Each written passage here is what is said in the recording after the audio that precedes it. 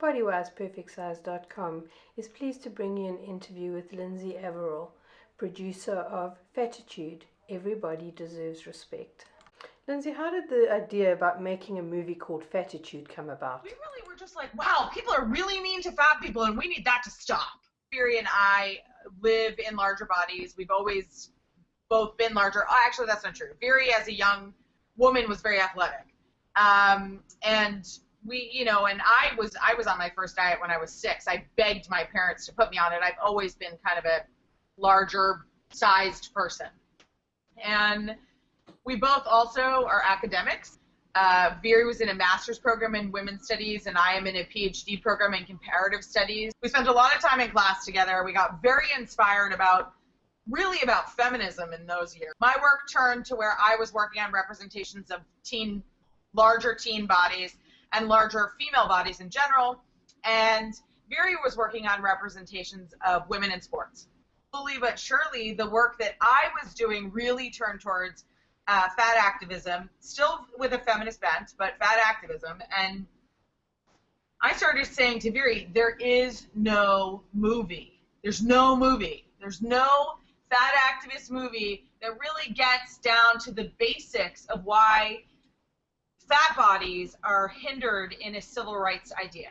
We didn't want to follow one amazing activist, and we wanted to have all the activists, right? And we didn't want to just focus on, one person's individual experience of fat discrimination, right? We wanted to create a movie that in 90 minutes could do what years of academic study had done for us, and that is sort of shake the foundation of what you already know and pull back the curtain and show you, like, the way that you think about larger bodies, it's cruel and it's mean and it's not justified. So what we do is we look at media and we say, this media is effed up, right? We explain why it's effed up, and then people go, oh, wow, yeah, that's effed up. We decided to do that same thing in terms of fat bodies, and instead of just doing it in little videos or papers, we decided to do it in a 90-minute movie.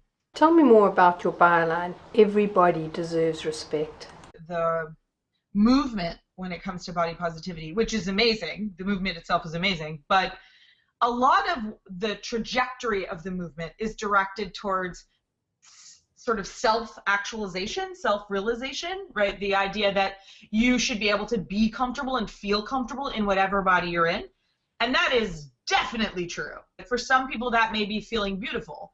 For other people, that may be feeling powerful. How we define our empowerment is kind of a very personal mystery, right?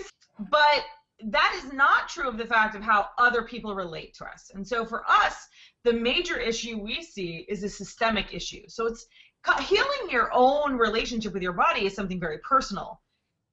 Allowing that to happen is incredibly complicated when the culture is broken, right? So we looked at this idea that, the body positive movement is saying love yourself, and we thought, yeah, that's excellent, but how are you supposed to accomplish that if you're being treated with complete disrespect? That literally is an instantaneous judgment that may have nothing to do with who you actually are, that is really preconceived notions and prejudice. And so for us, everybody deserves respect is very much along the way that I don't care what physicality you're moving through the world is. I need to treat you with respect until you earn otherwise, right? And that is not the world we're living in if we're living in a fat body. Lindsey, how do we go about changing a cultural belief like this? Shifting the cultural perspective is always going to be an uphill battle. We believe that the fastest way to change ideas is to get people to see the violence and brutality that's happening right in front of them that they don't see. And so, for example, when we look at a television show or a plethora of television shows where one after the other is exemplifying the fat body as evil, funny, as never just human, as never like I get up in the morning and I eat food and my husband loves me and or my wife or whatever, that as I move through life I just am a human being living in a larger body. We're never seeing that anywhere. We never see if that person is a romantic lead. We don't see any of those things in the media. And, it's a classic thing to say, but you can't be it if you can't see it, right? So in the world that we live in, perhaps if we can change the momentum of the media, which I think is possible, we might be able to change the momentum of fat shaming and fat hatred. I also think that there's a complicated space that we live in the world. There are a lot of fat people, right? And so in a world with a lot of fat people, I don't know how long fat people are going to put up with hating themselves if they realize they don't have to. I think that the best thing we can do is keep raising our voices. You know, the really interesting thing about fat hatred is it's often internalized. Internal terrorism. And for a lot of fat people, that's going on. That idea that we've internalized all this fat hatred, and we actually genuinely believe that there's something wrong with us. And we genuinely wake up with fear that we're going to be sick, or that we're going to die, or that we're going to, you know, or that we're going to not be able to walk, or that we're going to just be heinous and ugly, or whatever, right? And we've also internalized the idea that we deserve the shame that's coming at us because we're not being good citizens. We're not exerting willpower. We're not, you know, functioning in a way that says, I am a good fat person. But most people are dieting all the time, and we're still hating ourselves, right? So we're still, like, we are exercising, we are dieting, and we get thin for a second, and then we get fat again, right? And we think, oh God, I failed again, and each time we fail the cycle, we get more miserable about it. And I think, you know, and that's part of that problem, that self-hatred, it has to be alleviated. Right? We have to, and that's why that body positive movement I was talking about before is really important, because fat people need to understand that there's nothing wrong with them. They didn't do anything bad. They're human beings who live in larger bodies. And once that happens, once fat people themselves go, no, sorry, stop it. We can get all fat people in the world to say, no, I refuse to be treated this way. It really wouldn't take very long for this to change, right? Because it's just such a huge portion of the population. Tell me about some of the people you interviewed. We have 48 interviews, and people were chosen for all different reasons. Our original 13 interviews were fairly traditional body positive or fat activists. And we set up this 10 questions, and we asked the same 10 questions of all 13 original interviews. And our first two interviews were Claire Misko and Substantia Jones from Adipositivity. And Claire Misko is directors of programs at NEDA, the National Eating Disorder Association. We filmed Claire, and she was awesome. The line she has in the trailer is not that white, you know, tall, thin bodies are evil. It's just all we see is tall, thin, white bodies. And then we went to interview Substantia, and she literally said, well, think about fairy tales, and she proceeded to, you know, monsters and ogres, which is also in the trailer, and it wasn't that we didn't know that. It was just exactly how she said it. And, you know, Substantia's project is to try to reframe the fat body as a beautiful body, as a body to be looked at aesthetically. She takes photographs of naked fat women and dressed fat women, but in ways that are beautiful. We left that interview with Substantia like, wow, there are a lot of things we want to talk about. Those first 13 interviews, and they include